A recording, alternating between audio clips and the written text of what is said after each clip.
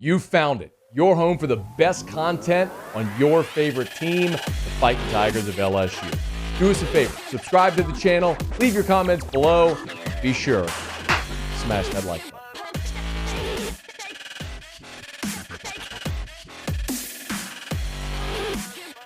It is preseason awards time, preseason All-America teams, etc.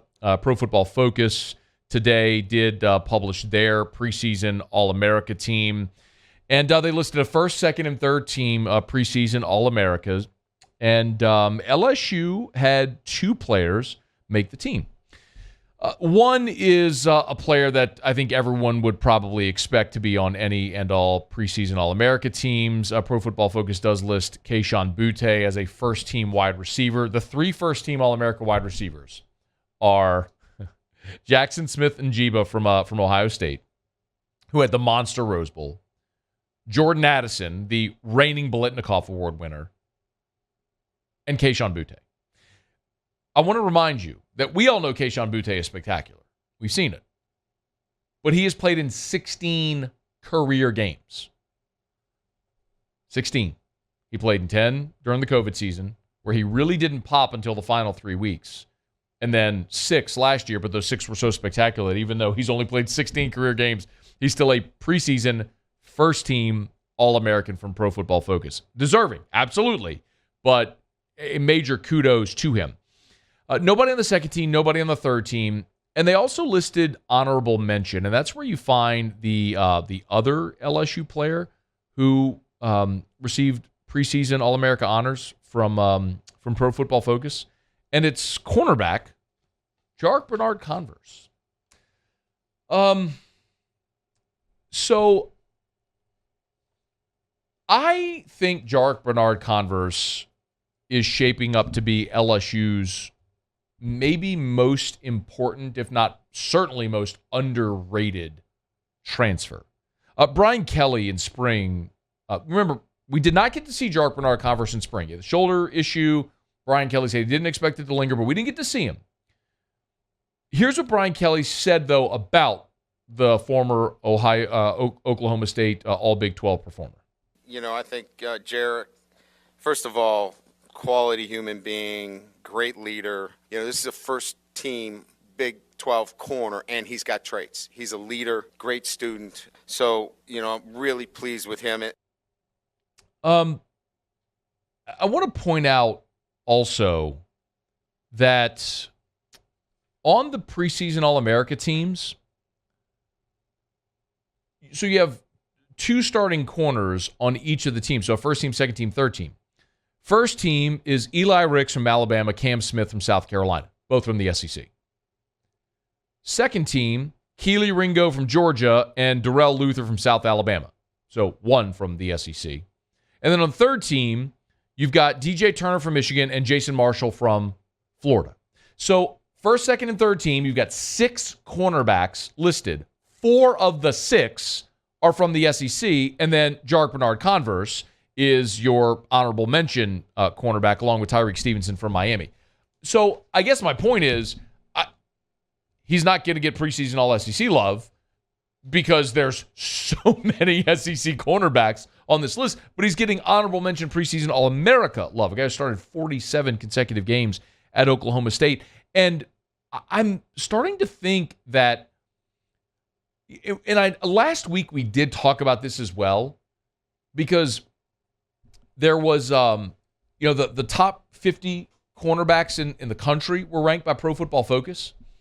And it wasn't a projection, an NFL projection. It was the top 50. I'm sorry, it was top 25 cornerbacks. And LSU had 2, Converse and Mekhi Garner. And only LSU and North Carolina had 2, which made me think like LSU might have the best cornerback tandem in college football. You got to play it out on the field.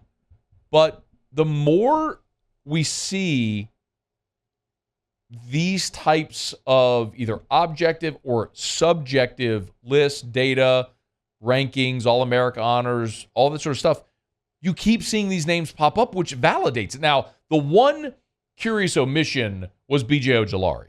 B.J. Ojulari was not first, second, third, or honorable mention by Pro Football Focus. And I think that's a case in point why it's so important for B.J. Ojulari to go to SEC Media Days. Because he was first team preseason All-SEC. Because he was there. And everyone got to meet him. And they were like, oh, this guy had 11.5 tackles for loss and 7 sacks last year.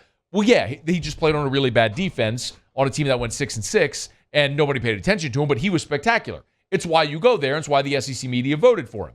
And hopefully he's able to match or surpass that production this year, and LSU on field does much better, and he gets a lot of those honors. But I'll remind you, Matt House had Josh Allen at Kentucky the year when Josh Allen had 17 sacks and 21.5 tackles for loss back in 2018 before he became a first-round draft pick.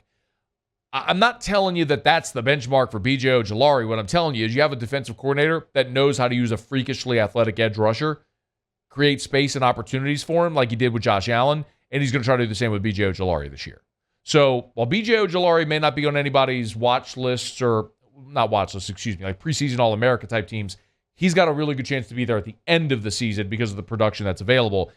As far as Jarrick Bernard-Converse and LSU's pass defense, a year ago, LSU was 80th in the country in pass defense. They allowed 236 yards a game. This is DBU, okay? DBU was 80th in the country in pass defense. For perspective, Middle Tennessee was 79 and Kansas was 81. So you were DBU was smack dab between Middle Tennessee and Kansas in pass defense last year. You've got a lot of room to improve. I would argue, look, Stingley was injured last year, only played a few games. Ricks shut it down midway through the season. And so you had a little bit of a mash unit back there in the secondary. But even still, I think you're going to be better this year. If you had a healthy Derek Stingley, healthy Elias Ricks, if you had, a healthy unit whole all season long, probably a different story.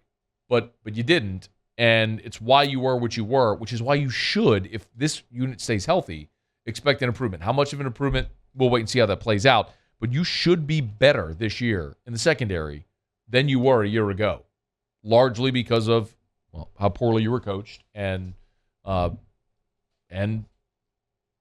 you're healthy. You've got bodies. You've got healthy bodies again.